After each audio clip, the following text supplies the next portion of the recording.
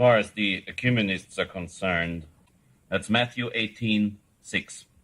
But whoso shall offend one of these little ones which believe in me, it were better for him that a millstone were hanged about his neck, and he were drowned in the depth of the sea. Amen to that. That's the words of our Lord on the modernists. Matthew 5:18. For verily I say unto you, till heaven and earth pass, one jot or one tittle shall not in no wise pass from the law, till all be fulfilled.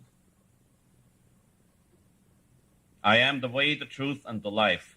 John 14:6. And in the same Gospel of St. John, our Lord says, sanctify them through thy truth. Yesterday, somebody whom I don't want to mention complained to me that I'm too harsh and that I fight. I do our Lord's will. Non veni pacem mittere sed gladium. Think not that I am come to send peace on earth. I came not to send peace, but a sword. And that today is a 50 caliber machine gun, not a sword anymore.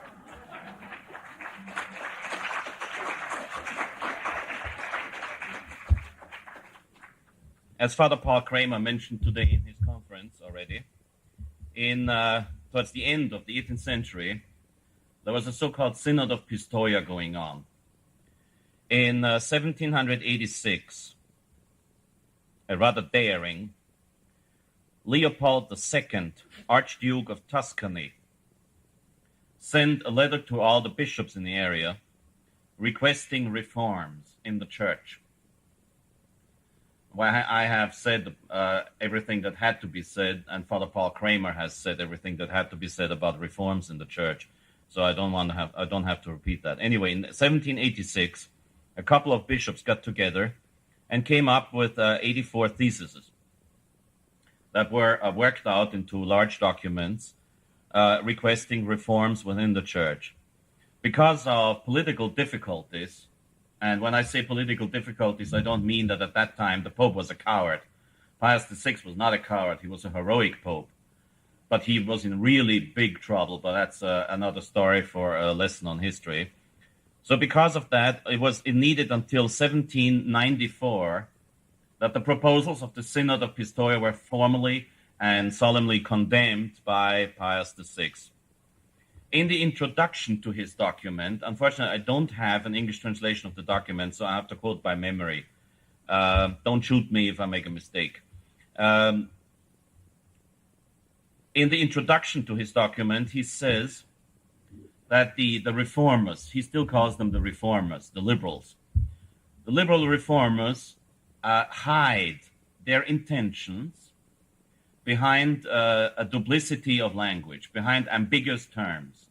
They deliberately use weak terms, ambiguous terms, and incomprehensible terms to hide their real intentions.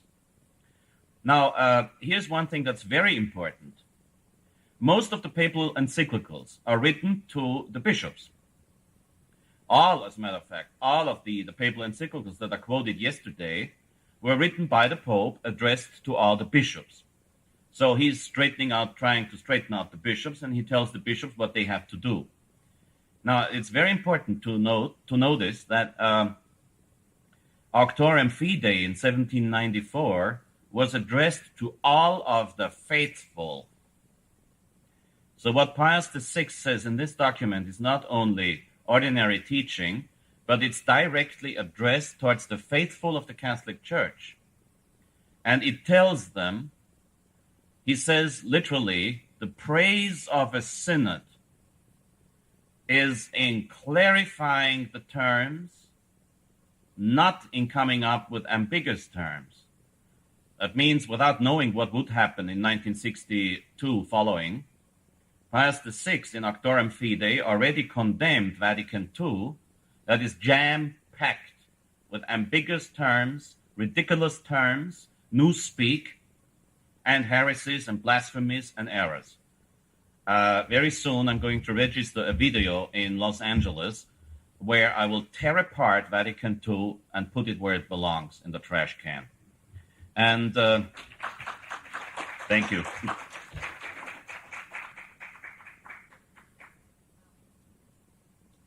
So the problem of the reformers was something very well known already to Pius VI.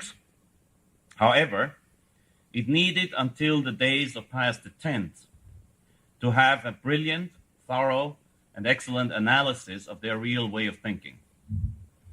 See, many of you have read Vatican II, at least in part. I'm probably one of the few priests who has studied Vatican II every single line at least 4 times over. And believe me, it's a great nuisance to do so, but it has to be done. And this very contradiction between what Pius VI demands of a synod or a council and between what Vatican II actually did has a root. Now, as we will see at the end, I'm not taking away the punchline because you know it anyway. As we will see at the end, the actual root of reforms usually is pride, nothing else. Vainglory and pride and stupidity. As you always said, pride and stupidity are twin sisters anyway. But we have to go through a methodical analysis of the actual roots of modernism. And nobody has done it better than Pius X in his document on the doctrines of the modernists, Pascendi Dominici Gregis, encyclical letter of Pope Pius X. You can find that with the Angelus Press. And I recommend to everybody of you to get this document. Now, it is a difficult document. You will find it difficult reading. It's also the only long document that Pius X ever wrote.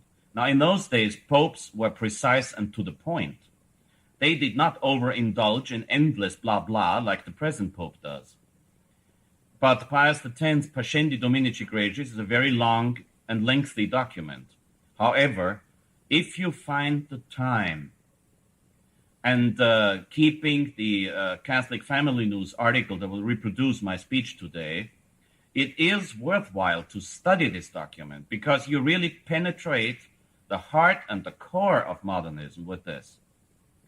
And even the excellent books that came out after Vatican II and tried to analyze the root for the mess always had to quote Pope Pius X with this document. That's the reason why I'm going to give you an abbreviated and an analytical reading of this document. I will proceed just in the same order that Pius X wrote it. That might be less entertaining, but it will be a lot more precise. Pius X, first of all, explains the duty of the Apostolic See. Then he talks about the necessity of immediate action. Why? Because in those days, as a matter of fact, as a repetition of what had been said and requested at the false synod of Pistoia, which sometimes is called the Synod of Robbers, Il Sinodo dei Ladroni. That means an unauthentic, non-approved, therefore illegal synod. In number 3, he talks about the characteristics of the modernist. I quote, "Although they express their astonishment that we should number them amongst the enemies of the Church, no one will be reasonably surprised that we should do so, if leaving out of account the internal disposition of the soul," this is what I said yesterday, you can never pronounce a personal judgment on anybody. We are judging facts. We are judging quotations, and we are judging decisions. If leaving out of account the internal disposition of the soul, of which God alone is the judge, he considered their tenets, their manner of speech, and their action. So he calls them the enemies of the Church. We are not discussing here if they want to be enemies of the Church, as I said. They are the enemies of the Church. Then he talks about the previous attempts by the modernists that have failed. He's talking about the Synod of Pistoia and what happened during the 19th century. He indirectly is also referring thus to the Americanist heresy, which has been condemned by Leo XIII in 1899. And then he comes to talk about the modernist personality. I quote, "The modernist sustains and includes within himself a manifold personality. He is a philosopher, a believer, a theologian, a historian, a critic, an apologist, and a reformer. You will find, if you waste your time watching TV discussions, as I have done in the past but don't do anymore, that the modernists are absolute and total know-it-alls. They know everything. God knows the rest. They know everything. They meddle within every single subject that could possibly concern the church. They know how to organize a parish. They know how to teach philosophy. They know how to teach theology. They know how to interpret the scriptures. And of course, they know much better than any pope ever what a dogma really means. These people assume an authority that is not even given to the pope himself. The root, the philosophical root of their attitudes is indeed, and that might come as a surprise to you because we're talking about agnostic sect today, as the conciliar church being agnostic sect. But the real root is agnosticism.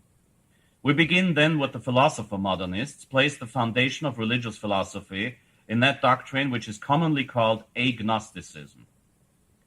According to this teaching, human reason is confined entirely within the field of phenomena, appearances.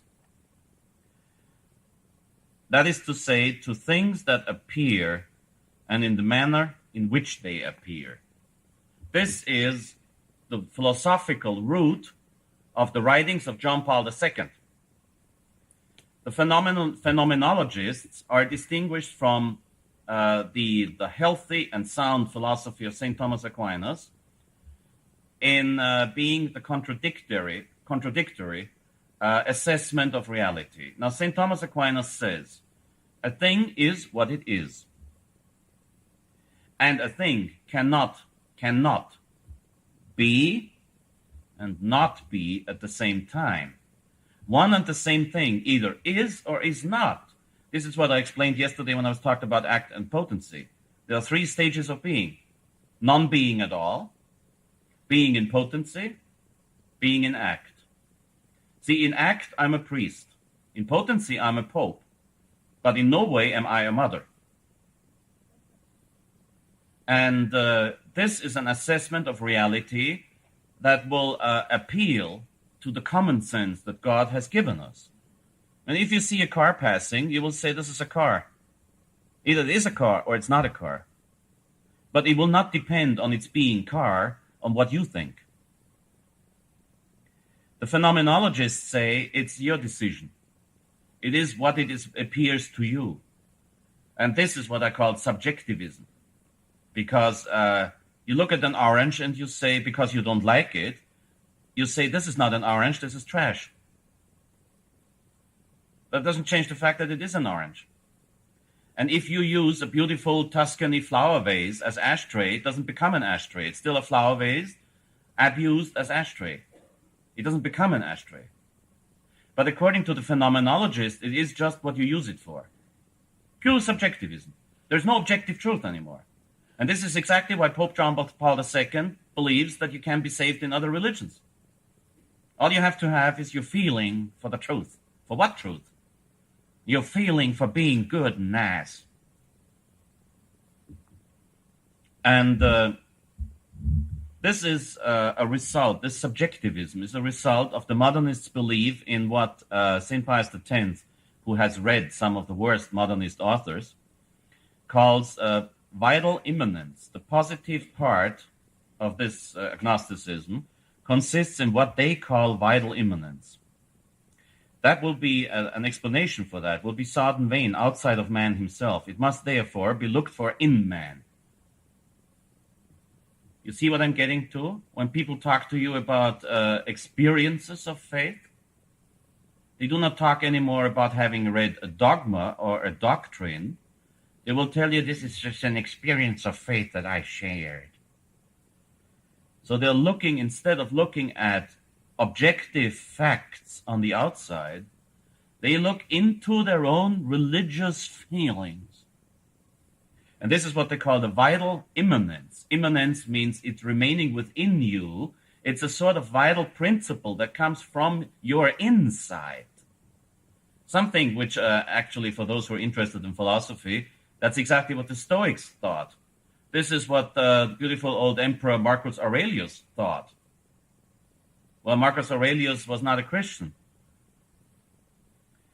It must therefore be looked for in man. And since religion is a form of life, the explanation must certainly be found in the life of man. In this way is formulated the principle of religious immanence. You see, it's in man. It's not the objective revelation coming from God. It is not tradition handed down from generation to generation in the church, from pope to pope in the church. No, it is all within ourselves. You see, this is the root for the blasphemous statement in Gaudium et Spes of Vatican II, number 12, where it says, believers and non-believers alike agree with the fact that all the church's efforts are directed towards man. Where's the greater glory of God? It's within us, within ourselves. This is what they think, and this is what they teach. When the Jesuits were still Catholics in the old days, their coat of arms said, ad maiorem Dei gloriam, to the greater glory of God. And the motto of my personal coat of arms is, omnia ad maiorem Dei gloriam, everything to the greater glory of God.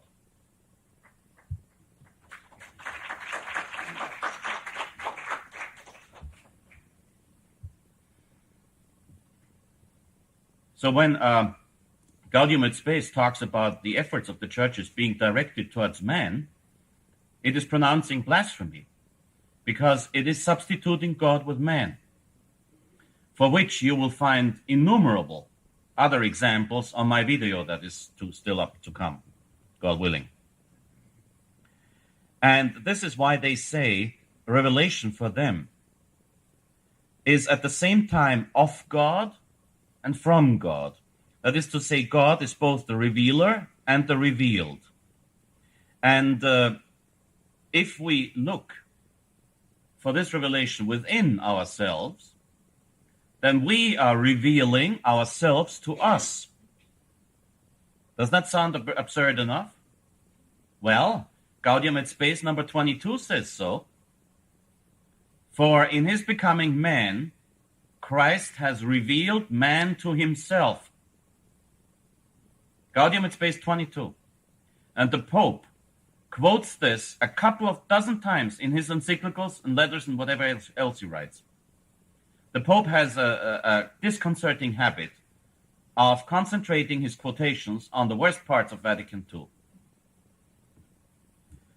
And because man is really revealing himself to himself,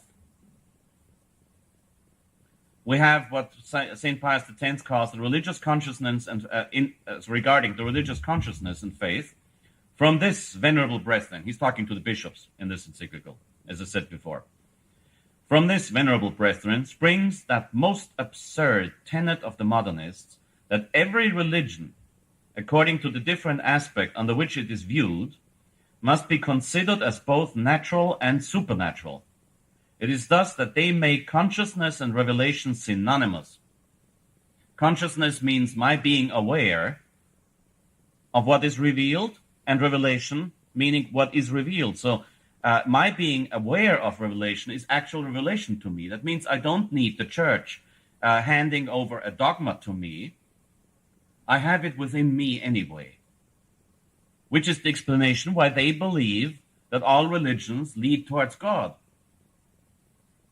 including the voodoo magicians in South Africa, to whom John Paul II, he was addressing Satanists, to whom John Paul II was giving praise on religious liberty, as if he was talking to an acceptable and respectable religion. Now get this, the present Pope is calling Satanism indirectly an acceptable and respectable religion that falls under the paragraph of liberty of religions proclaimed by Vatican II.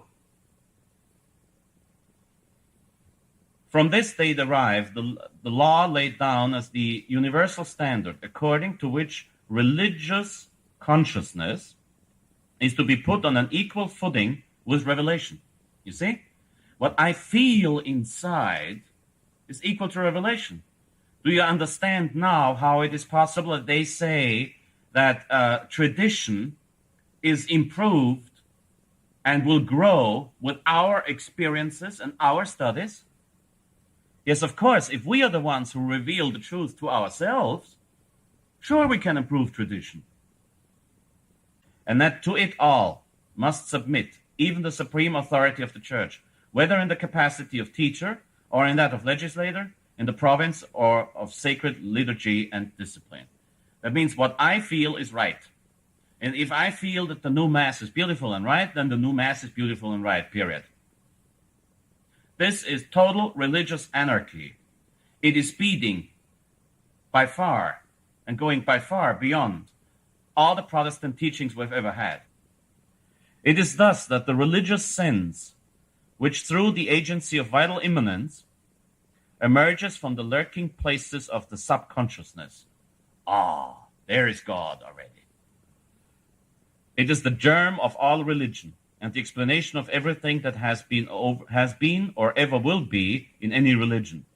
This sense, which was first only rudimentary and almost formless, under the influence of that mysterious principle from which it originated, gradually matured with the progress of human life.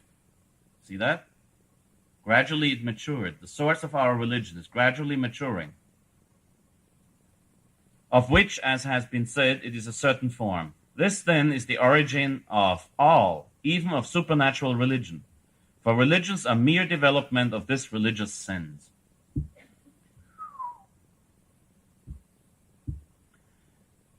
This is the explanation on why not only you can be saved in all the religions, as they say, but this is the reason why we are searching for the truth. I'm not searching for the truth. I have it here. Denzinger Schönmetz, a collection of papal documents and dogmas. I got the truth in this book. I'm not searching for it. Nor is the Catholic religion an exception. It is quite on a level with the rest. This is why we have to be ecumenical. And all these ecumenical activities with the Protestant and the Eastern churches is because if you can be saved in them, within these religions, and because of these religions, then why convert? This is exactly why missionary activities today are dead. And when recently a bishop of the Ukrainian Catholic Church, John Venari was telling you this story, wanted to convert, he was turned down by Rome. And as Bishop Tissier de Malaret said very well, if we call as the Ballaments Agreement and the Vatican do, if we call the Ukrainian Church the daughter of the Russian Orthodox Church, and the Russian Orthodox Church is our sister church, then maybe we are the end of the Ukrainian Church. And this is our niece. You see the absurdity of what they are saying? They call a Catholic United Church the daughter of a heretical and schismatical church, which is the Russian Orthodox Church. How is that possible? Where's the logic? Well, the logic is here. You can be saved in all religions. This process of vital immanence, and in the consciousness of Christ, who was a man of the choicest nature, whose like has never been nor will be. The consciousness of Christ. And in Ecclesiam Suam, Paul VI talks 100 times over about the consciousness of the church. John Paul II, in his encyclical Redemptor Hominis, talks in one and the same paragraph 6 times over about the consciousness of the church. And because of this constantly growing consciousness of the church that comes from the consciousness of the people, that comes from the principle of vital immanence, and that comes from our steadily growing subconsciousness, our religious experiences, and our religious and emotional, they don't call it emotional, but it is, of course, emotional development, we have an evolution of dogma. Dogma is not only able, but ought to evolve and to be changed. You remember what I said yesterday about those who attempt to change dogma. Let them be accursed. This is strongly affirmed by the modernists and clearly flows from their principles, for among the chief points of their teaching is the following, which they deduce from the principle of vital immanence, namely, that religious formulas, if they are to be really religious and not merely intellectual speculations, ought to be living and to live the life of the religious sense. This is the origin of the request for the stupid concept of a living tradition that Vatican II has been propagating and that the Pope quotes in the Ecclesia Dei. In other words, St. Pius X says, in other words, it is necessary that the primitive formula be accepted and sanctioned by the heart. And similarly, the subsequent work from which are brought forth the secondary formulas must proceed under the guidance of the heart. The Holy Spirit is not mentioned here, just the guidance of our heart. Hence it comes that these formulas, in order to be living, should be and should remain adapted to the faith and to him who believes. This is why you don't have to care about the crumbs falling off a host at communion in the hand, because Christ is there anyway only for those who believe, as Herr Dr. Martin Luther said. Wherefore, if for any reason this adaptation should cease to exist, they lose their first meaning and accordingly need to be changed. So if the times change, dogma changes. Some things have been acceptable to the 18th century. They might not be acceptable to the 20th century, so let's change the meaning. Because otherwise, how could our poor subconsciousness and our consciousness and our religious experience and our feelings get along with it? This is why almost all the bishops today are telling young girls, if they feel like doing it, let them have artificial contraception. Only the Pope still is hanging on to the old doctrine. It's because you have to find yourself, you have to realize yourself, and you have to develop your subconsciousness, and you have to deepen your spiritual, your religious, and your supernatural, which of course they don't distinguish from a natural, experiences. In other words, wherefore, if for any reason this adaptation should cease to exist, they lose their first meaning and accordingly need to be changed. In view of the fact that the character and lot of dogmatic formulas are so unstable, it is no wonder that modernists should regard them so lightly and in such open disrespect, and have no consideration or praise for anything but the religious sense and for the religious life. How is it possible that, ecumenically speaking, we put the Protestants on the same level with us? Well, because, first of all, it's rude to talk about religion and politics. Don't offend the Protestants. See, we can share our beautiful religious experiences with them, and we can talk about the things that we share and the things we have in common. You think I'm making fun? No, I'm quoting our Pope. In his directory of ecumenism, when he says we should underline the things we have in common. That means forget about all the dogmas they don't accept. Forget about real presence in the Eucharist. Forget about the real priesthood of priests. Forget about one religion only that can save. Forget about everything the Protestants don't like. And remain with what we share in our religious feelings. This is what St. Pius X analyzes the downfall of tradition. For what is laid down as to experience is also applied with destructive effect to tradition, which has always been maintained by the Catholic Church. Tradition, as understood by the modernists, is a communication with others of an original experience through preaching by means of the intellectual formula. To this formula, in addition to its representative value, they attribute a species of suggestive efficacy, which acts firstly in the believer by stimulating the religious sense. You see, it's talking about religious sense stimulation. This is all equal to emotion. It's a whole subjective, emotional tohu wabohu of dogma and lie, which are not distinguished anymore. Should it happen to have grown sluggish, that religious sense, and by renewing the experience once acquired, and secondly, in those who do not yet believe, by awakening in them for the first time the religious sense and producing the experience. In this way is religious experience spread abroad among the nations, and not merely among contemporaries by preaching, but among future generations, both by books, by oral transmission from one to another. So tradition is not anymore the transmission of the content of Holy Scriptures and from what has been handed down from us to us after the death of the last apostle, when Revelation was concluded.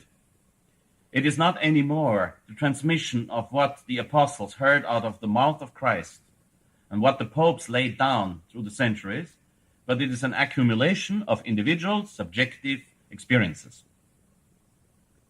Sometimes this communication of religious experience takes root and thrives. At other times it withers at once and dies. For the modernists, to live is a proof of truth, since for them life and truth are one and the same thing. Thus we are once more led to infer that all existing religions are equally true, for otherwise they would not survive. That goes to show you that the most true of all religions is Buddhism. It's going back to 500 years before Christ. And probably the truest of all religions then is Islam, because it's certainly the one with most membership, with the highest membership. So, okay, women among you, forget you have a soul. You don't have one, according to the Quran. But funnily enough, the Pope never mentions that fact. He talks about women's rights. He allowed altar girls. And at the same time, he praises Islam and the Quran. He dared to call the Quran a holy book.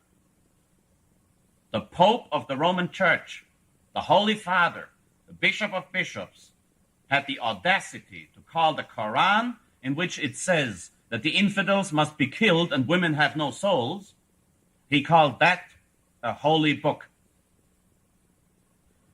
Now, as far as the methods of the modernists are concerned, St. Pius X says, in their writings and addresses, they seem not unfrequently to advocate doctrines which are contrary one to the other. Does that ring a bell after you read Vatican II? So that one would be disposed to regard their attitude as double and doubtful. But this is done deliberately and advisedly, and the reason of it is to be found in their opinion as to the mutual separation of science and faith. That's one of the oldest problems in Christianity. Just recently, the Pope has dared to reconcile Galileo Galilei with the Church. Galileo Galilei was not condemned because he said that the earth revolves around the sun. Galileo Galilei was condemned to silence because he dared to say that modern science proves the book of Genesis wrong. You see, Pope Barberini, Urban VIII, the one who gave me my privilege, thank him for that, he discovered the completely unknown Galileo Galilei and appointed him to the chair of mathematics and physics at the University of Bologna. Now, at the University of Bologna, which in those days all universities were Catholic, Galileo Galilei was supposed to teach mathematics and physics. No, he didn't do that. He taught in class that the book of Genesis is wrong because mathematics and physics prove that creation was something different from what the book of Genesis says. So Rome called him and said, shut up. But instead of remaining silent, he wrote a little booklet, which was a trilogue. 3 people discussing the arguments of the astronomic system, either Earth as a center or soul or the sun as the center. And in his book, he ran down the arguments of Cardinal Barberini, who by now was Pope Urban VIII. He ran them down, and he sort of made them appear even more primitive than they were. And the guy who has to speak that part in his trilogue was called semplice. In those days in Italian, semplice, simple. That was equivalent of calling him an idiot. So, of course, in an indirect way, he called the Pope an idiot in public. So Urban VIII, who was a nice and good person, instead of killing Galileo, he just told Galilei to shut up forever on whatever subject. And this is how all those fairy tales came up, with Galilei having said, and she still rotates. And nowadays, of course, in this renewed contradiction of science and faith, the present Pope has nothing better to do but to reconcile Galileo Galilei, who was an impertinent blasphemer, with the Church. That's why it says here, and the reason of it is to be found in their opinion as to the mutual separation of science and faith. This was condemned already at the time of St. Thomas Aquinas, when a certain philosopher in Strasbourg, William Ockham, and I forgot the other name now, came up with the idea that there can be two different truths at the same time. Something might be true in theology, and then it might not be true in philosophy. Some other things might be true in philosophy, out of the viewpoint of philosophy, but will not be true out of the viewpoint of theology. Oh, Siger of Brabant was his name, by the way. And St. Thomas Aquinas dealt with him in a much more friendly way than I would have, and settled the problem forever when he said, if a truth in philosophy does not correspond to a truth in theology, then it's just simply wrong, period. The one in philosophy. Thus, in their books, one finds some things which might well be approved by a Catholic, but on turning over the page, one is confronted by other things which might well have been dictated by a rationalist. Now, the modernists on the Church. The conception that the Church is autocratic, that means that the Church governs itself and is not under the influence of state, must not be governed by the states, or even less by the laity. This conception has now grown obsolete. For in the same way as the Church is a vital emanation of the collectivity of consciences, this is what I said before, all of our individual consciences and subconsciousnesses and our religious experiences build the Church. On that, the Church is growing.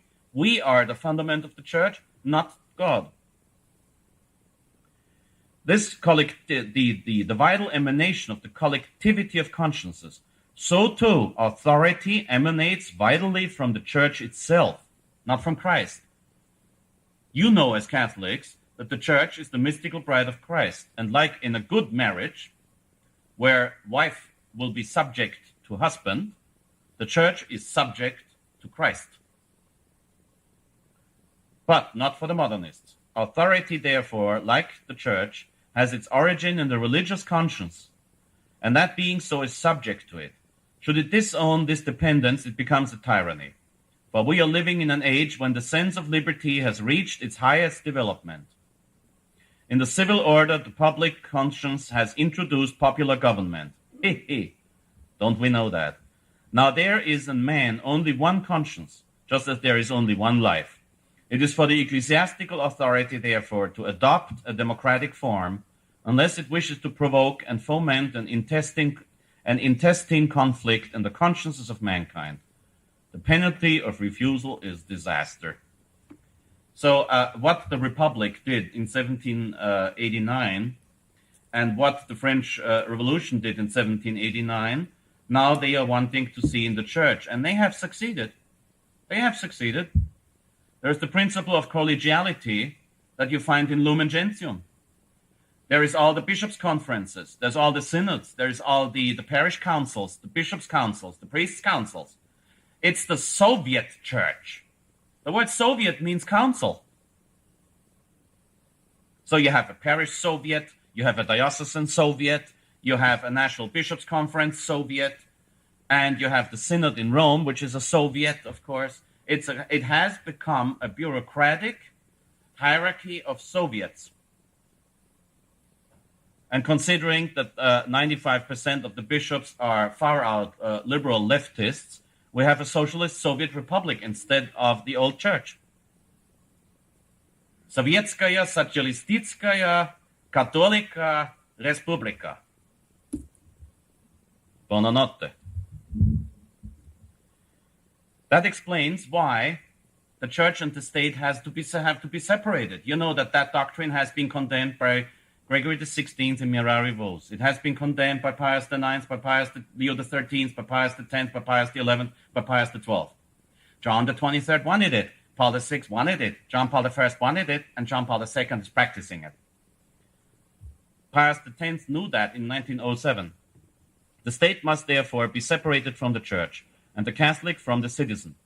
Every Catholic, from the fact that he is also a citizen, has the right and the duty to work for the common good in the way he thinks best, without troubling himself about the authority of the church, without paying any heed to its wishes, its counsels, its orders, nay, even in spite of its rebukes. For the church to trace out and prescribe for the citizen any line of action, on any pretext whatsoever, is to be guilty of an abuse of authority, against which one is bound to protest with all one's might. Venerable brethren, the principles from which these doctrines spring have been solemnly condemned by our predecessor Pius VI in his Apostolic Constitution, Auctorem Fidei. You know what Dignitatis Humanae says in Vatican II? The state does not have the right to impede other religions from practicing publicly. That's in Vatican II. And that's a sentence that has been explicitly condemned by Pius IX in his Syllabus of Errors. Now, back to tradition and progress. Pope Pius X understands that the future is going to show that although evolution is urged on by needs of necessities, yet if controlled by these alone, it would easily overstep the boundaries of tradition, and thus separated from its primitive vital principle, would make for ruin instead of progress.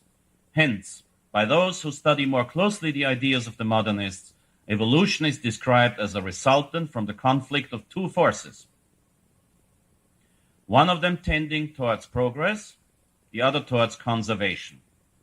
This, by the way, and it is in the edition I got, page 34, remember that.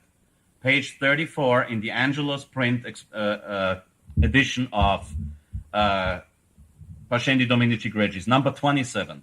This is the most important of all the paragraphs of the whole document. This is the demasking, the unmasking of the Opus Dei. It is the unmasking of all the so-called conservative forces in the conciliar church. It is the total unmasking of Cardinal Ratzinger. It is the unmasking of the Commission Ecclesia Dei. Evolution is listen very carefully. Evolution is described as a resultant from the conflict of two forces, one of them tending towards progress, the other towards conservation. The conserving force exists in the church and is found in tradition. Tradition is represented by religious authority, and this both by right and in fact. By right, for it is in the very nature of authority to protect tradition. So it's not because it's coming from God, but because it needs each other. And in fact, since authority, raised as it is above the contingencies of life, feels hardly or not at all the spurs of progress. The progressive force, on the contrary, which responds to the inner needs, lies in the individual consciences and works in them, especially in such of them as are in more close and intimate contact with life. You heard about the bases knowing everything and the bureaucrats up there knowing nothing? Talking about the church, mind you, not Washington. Well, there it is true, huh? You heard about that, right? So as they are more close and intimate and in intimate contact with life, they know it. Already we observe, venerable brethren, the introduction of that most pernicious doctrine which would make of the laity the factor of progress in the church. Now it is by a species of covenant and compromise between these two forces of conservation and progress, that is to say, between authority and individual consciences, that changes and advances take place. So if anybody calls me a conservative, watch out. In politics, I'm a diehard Republican and conservative. In religion, I am not a conservative, I'm a Catholic. I've never been a progressive, I've never been a conservative. Because you see, this is the Marxist principle of dialectics. You create discussion, and with that discussion, you bury everything else. The church does not discuss. The church does not dialogue. the church teaches, period. And Christ said, who can take it, take it. Quis capere potest capiat. If not, go to hell, as the Irish say. You don't want it, you're lost.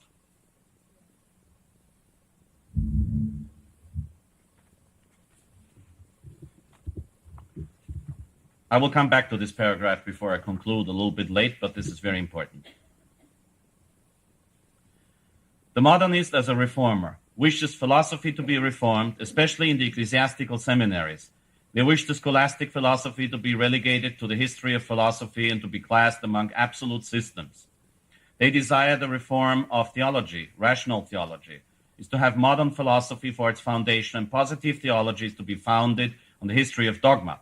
This is exactly the thinking of our present Pope. He's grown up with the wrong philosophy of phenomenologism, and he's stuck to it. He does not understand the Thomistic system of theology that has been explicitly approved by the Holy Office under St. Pius X in 1910. Dogmas and their evolution, they affirm, are to be harmonized with science and history. This is why we have to adapt to present circumstances. Regarding worship, they say the number of external devotions is to be reduced and steps must be taken to prevent their further increase. Well, that happened, didn't it? All the processions are gone. All the devotions are gone. And we just say hi to each other and shake hands for a Sunday worship together. The rest of the encyclical talks about methods of healing the great problem. And before I conclude this with another quotation that will offend many of our enemies, I go back to the progressive and the conservatives. I read again. Hence, by those who study more closely the ideas of the modernists, evolution is described as a resultant from the conflict of two forces. So Cardinal Ratzinger is the conservative who believes in authority, therefore affirms everything the Pope says, and wants everybody else to think the same way. But at the same time, he does not condemn anybody, except Lefebvre. And then we have the laity as the basis of the church. They are the people out in real life. They are the ones to know what our consciousness and our conscience needs. So only if those two forces are in dialogue, the conservatives who know all the rules, who are the sticklers to paragraphs, who are the sticklers to canons and rubrics, only if they dialogue with the simple people, the laity, who know everything because they are out there in real life, not behind the closed walls of a monastery where you can't know anything, only if they dialogue, changes and advances can take place. Now, St. Pius X here condemns the idea of the laity as the basis of the church. A certain so-called blessed José María Escrivá de Balaguer, founder of the Opus Dei, sees the basis of the church in the laity. He said so, and I'm quoting books by José María Escrivá de Balaguer, not by all the many enemies of the Opus Dei. Can somebody who taught something that was against what St. Pius X teaches in this encyclical be canonized? Well, rest assured, in the Church of the New Advent, everything is possible. I'm not discussing the fact if poor José María Escrivá de Balaguer is in heaven or not. I don't have any problem with seeing him in heaven. But we're talking about the objective beatification and canonization of somebody whose life has to be in correspondence with what tradition demands of somebody to be canonized. José María Escrivá de Balaguer always insisted on the laity. He speaks about the vocation of the laity. There is no such thing. Anything you as lay people are called to, you're called to by priests. If not, it's not a vocation. I asked you yesterday to stick to your sensus fidelium and to stand up against the church of the new Advent. So a priest told you to do so, and inasmuch as I have the right to tell you so, and inasmuch as I am right in telling you so, you have, therefore, a vocation to do that given to you by me as a simple and humble instrument of God, the source of all vocation. But there is no such thing as a vocation of the laity itself. But the so-called blessed, Jose Maria Scrivati Balaguer says so. St. Pius X, I read that line again. St. Pius X says, now, venerable brethren, here we see the introduction of that most pernicious doctrine. Some people complain about my being explicit. Pernicious doctrine in 1910 was a very strong term, which would make of the laity the factor of progress in the church. Now, for the modernists, progress is everything. So the laity is the basis of everything.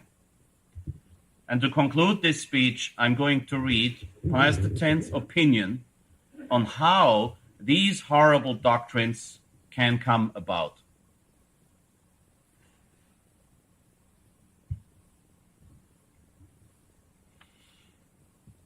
But it is pride which exercises an incomparably greater sway over the soul to blind it and lead it into error. And pride sits in modernism as in its own house, finding sustenance everywhere in its doctrines and lurking in every aspect. It is pride which fills modernists with that self-assurance by which they consider themselves and pose as the rule for all. It is pride which puffs them up with that vainglory which allows them to regard themselves as the sole possessors of knowledge, and makes them say, elated and inflated with presumption, we are not as the rest of men. And which, lest they should seem as other men, leads them to embrace and to devise novelties, even to the most absurd kind. It is pride which rouses in them the spirit of disobedience and causes them to demand a compromise between authority and liberty. It is owing to their pride that they seek to be the reformers of others while they forget to reform themselves, and that they are found to be utterly wanting in respect for authority, even for the supreme authority. Truly, there is no road which leads so directly and so quickly to modernism as pride. When a Catholic layman or a priest forgets the precept of the Christian life which obliges us to renounce ourselves, if we would follow Christ and neglects to tear pride from his heart, then it is he who most of all is fully ripe subject to the errors of modernism. For this reason, venerable brethren, it will be your first duty to resist such victims of pride, to employ them only in the lowest and obscurest offices. The higher they try to rise, the lower let them be placed, so that the lowliness of their position may limit their power of causing damage. Examine most carefully your young clerics by yourselves and by the directors of your seminaries, and when you find the spirit of pride among them, reject them without compunction from the priesthood. Would to God that this had always been done with the vigilance and constancy which were required. Amen.